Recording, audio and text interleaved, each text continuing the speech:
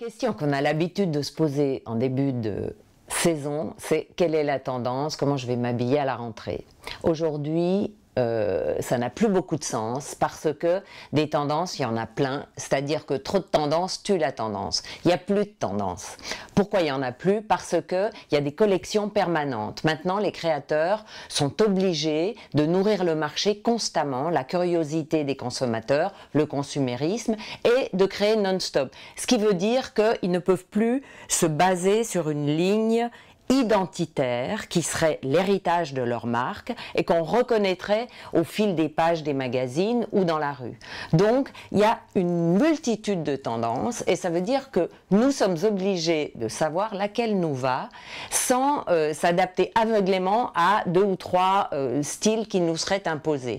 C'est à la fois une liberté, mais en même temps, ça peut faire peur parce que il faut savoir ce qui nous va. Moi, j'ai tendance à préférer le vintage car c'est ce qui me garantit d'avoir une pièce unique. Or, il se trouve qu'actuellement, le vintage est très à la mode, en particulier les années 60, les années 70. On peut voir dans les collections Prada, par exemple, mais aussi ailleurs.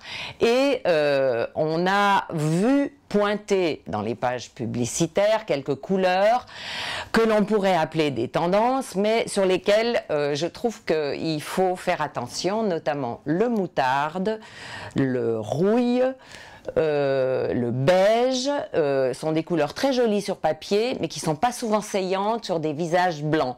Ça va bien aux carnations métissées ou africaines, au teint très brun, mais au teint blanc, ça nous jaunit ou au pire, ça nous verdit.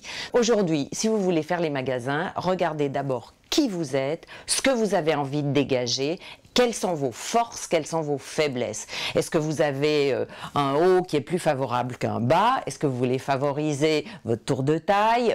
Est-ce que vous voulez mettre en valeur votre visage ou votre décolleté ou vos jambes? Voilà, au départ, ce sont ces armes qu'il faut aiguiser.